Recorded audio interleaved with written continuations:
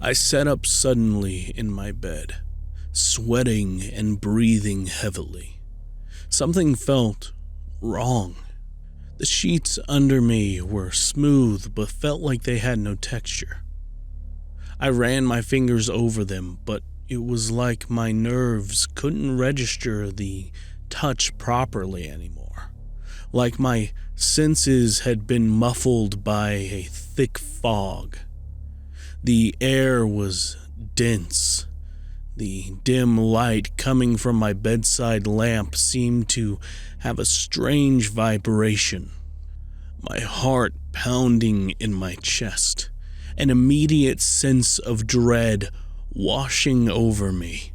The window looked out into the blackness of the night, a void that seemed to stretch on forever, and yet it felt like something was watching me from the darkness. And then it happened. I wasn't lying in bed anymore. I wasn't even standing. I was floating? No, falling, but not down, up. Gravity had flipped like a switch, and I was being pulled through the ceiling as if it didn't exist anymore. My mind couldn't process it at first, like it was stuck in a loop of denial. There was no transition, no sensation of breaking through solid material. I just slipped through. My heart raced as panic set in. Limbs flailing in the empty air, I was being dragged upwards, faster and faster towards the night sky. My room disappeared beneath me, shrinking into nothing. I saw the roof of my house, my street, my town below me, but they weren't familiar anymore. They looked distorted, as though I was seeing them through ripples of water, warped and twisted. I accelerated faster up towards the stars. The night sky began to change as I accelerated upward. The sky above me was no longer black. It was pulsing with hues, red, green, yellows, colors that felt impossible. The stars, if they even were stars, seemed to shimmer in patterns that felt alive, writhing in the sky like they were putting on a show for me. My breath came in ragged gasps, my body fighting the surreal sensation of weightlessness. Every instinct in me desperately tried to grab hold of something, anything, but there was nothing to grab onto, just the endless sky. What is happening? My mind scrambled for answers, but the thoughts came disjointed, fragmented. The world had turned on its head. No, reality had. Before I could scream, the stars themselves seemed to expand, each one growing larger and larger until I realized they weren't stars at all. They were openings, holes, gateways into something else, something far beyond my understanding. And then I saw it. A ship, not a ship like the ones we know.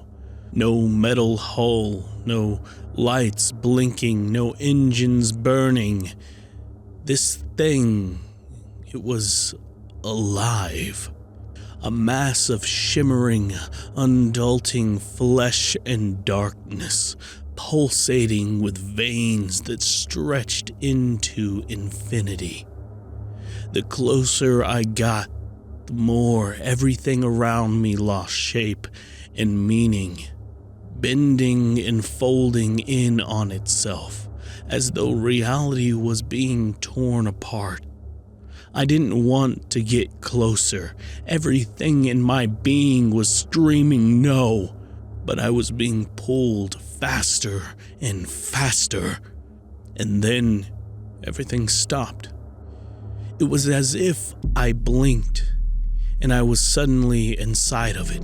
The ship, the creature, I couldn't tell anymore. I was surrounded by a pulsating glow, and I could feel it in my mind. The space around me was filled with a low, vibrating hum that penetrated my bones. The sound wasn't just something I heard, it was something I felt deep inside me, like the vibration of my own blood was shifting to match it. I tried to scream, but no sound came. My throat was paralyzed, my mouth open in a silent cry of terror. The walls, if you could call them that, were smooth and veiny, glistening with a sick, oily substance that moved in slow, deliberate waves. It was like I was inside a lung or a heart of some grotesque living machine. Every inch of this place felt sentient, aware of me, of my fear. The air was thick with a metallic tang, like iron, and it felt as though something was crawling on my skin, something invisible. That's when I saw them. They weren't like any aliens from movies or books, no little gray men or insectoid creatures. No, these things were impossible. They defied shape, flickering in and out of existence, their forms bending and stretching in ways that hurt my eyes. Like looking at something beyond the third dimension, their skin, if it could be called skin, shimmered with translucent patterns, like galaxies spiraling across them, as though they contained entire universes within them. And they spoke, not in words, but in thoughts. My mind felt like it was being ripped apart as their presence pushed into my consciousness, probing, searching. I could feel them rummaging through my memories, my thoughts, my very essence. It was like they were dissecting my soul, peeling back layers of who I was to examine something much deeper. Are you ready? The thought came. It wasn't a voice, not in the traditional sense, but a deep, resonating vibration in my mind. I could feel the weight of those words pressing down on me, crushing me from within. Ready for what? I tried to think, but the question came out broken, fragmented. I didn't know what I was asking or who I was asking it to. The aliens, or whatever they were, seemed to pulse in response, their shapes flickering faster, almost as if they were laughing at me. My body convulsed, jerking involuntarily as they dug deeper into my psyche. I was nothing to them, less than nothing, a speck, a fleeting thought in the grand cosmic scale of their existence.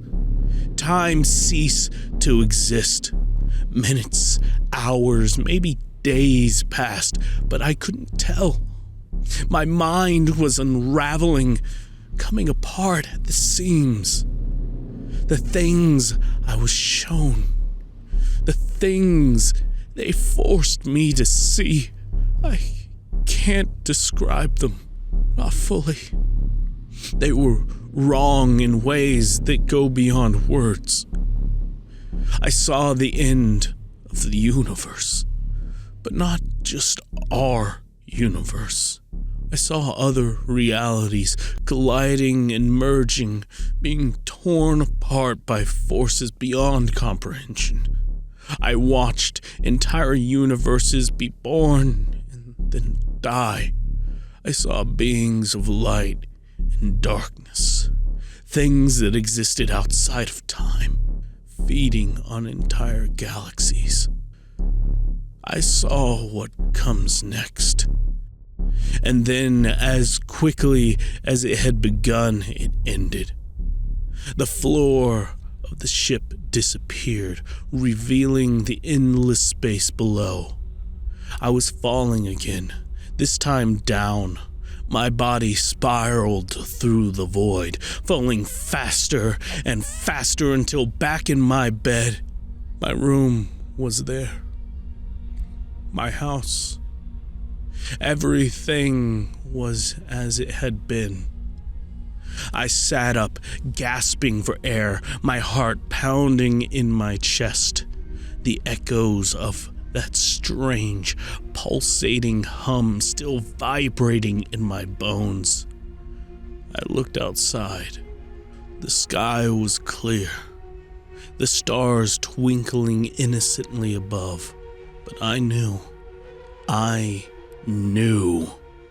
they were out there, watching.